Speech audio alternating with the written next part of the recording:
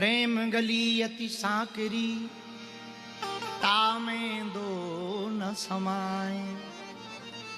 दो नहीं रहते, या तो मन में दिल में जगत रहेगा या जगदीश, दो में से एक को। और ये चुन आप नहीं सकते। आप कहो कि नहीं हम दोनों के रह लें, कठिन है।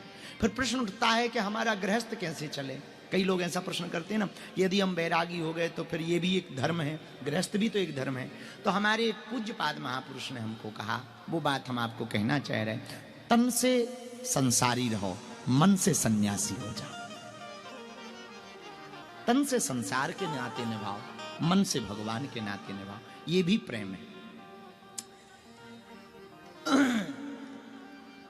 एक बात हमको याद आ गई। अब आपको कैसे पता लगे कि आपको प्रेम हो गया? जब बिना याद करे याद आने लगे तो समझना प्रेम हो गया।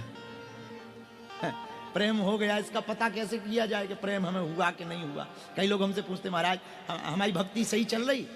अब भक्ति सही चल रही कि गलत चल रही, इसकी कोई मीटर थोड़ी है या तराजू थोड़ी है कि हम बता दें तुम्हारी सही चल रही कि गलत।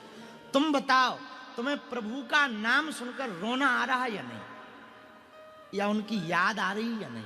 जितनी याद आए उतनी भक्ति, और जितनी न आए उतनी कमजोर। कई लोग ऐसे हैं जिन्हें याद करवाना पड़ता है।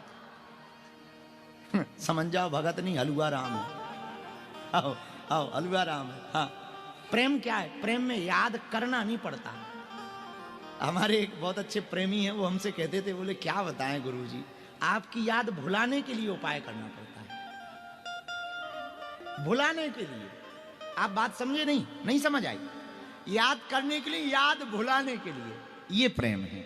जब याद भुलाने का उपाय आप करने लगो तो समझना प्रेम बड़े ऊंचे लेवल का है।